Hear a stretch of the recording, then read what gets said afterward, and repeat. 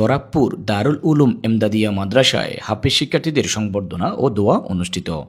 নোয়াখালীর বেগমগঞ্জ উপজেলার ৩ নং জিত্তুলি ইউনিয়নের দরাবপুর দারুল উলুম এমদাদিয়া মাদ্রাসার শিক্ষার্থীরা পবিত্র হিফজুল কোরআন সম্পন্ন করায় হাফেজ শিক্ষার্থীদের সংবর্ধনা ও দোয়া অনুষ্ঠিত হয়েছে।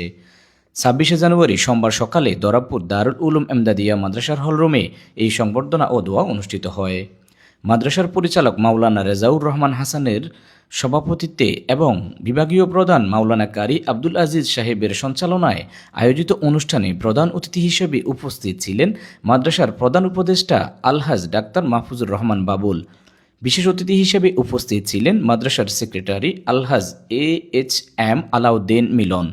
অনুষ্ঠানে আরও উপস্থিত ছিলেন বিভাগীয় প্রধান হাফেজ রাশেদুল ইসলাম, আলহাজ আব্দুল মজিদ কোম্পানি, মাওলানা আবদুল্লাহ নাজিরপুরি, মহসিন ভুলু, আব্দুল মালেক সরকার, ডাক্তার দেলোয়ার হোসেন বাবু, ডাক্তার শামসুদ্দিন, আবুল কালাম, মঞ্জুরুর রহমান মাসুদ সহ এলাকার বিশিষ্ট ব্যক্তিবর্গ। এছাড়াও আরও উপস্থিত ছিলেন মাদ্রাসার শিক্ষকবিন্দু মুফতি সাইফুল ইসলাম, মাওলানা নাসির উদ্দিন, কারি ইব্রাহিম, হাফেজ কারি রহমতুল্লাহ, হাফেজ কারি তানবীর, হাফেজ মিজানুর রহমান সহ অভিভাবক, শিক্ষার্থী ও স্থানীয় গণ্যমান্য ব্যক্তিবর্গ।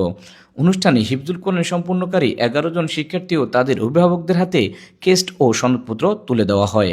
এ সময় অতিথিবিন্দু মাদ্রাসার সার্বিক উন্নতি ও অগ্রগতি কামনা করেন এবং হাফেজ শিক্ষার্থীদের উজ্জ্বল ভবিষ্যৎ কামনা করে গুরুত্বপূর্ণ বক্তব্য প্রদান করেন। শেষে শিক্ষার্থীদের দ্বীনি ইলমে আরও অগ্রগতি ও সফলতা কামনা করে বিশেষ দোয়ার মাধ্যমে অনুষ্ঠানের সমাপ্তি হয়। ফারুকের তথ্য ভিডিও চিত্রে ডেস্ক রিপোর্ট, নোয়াখালী টিভি।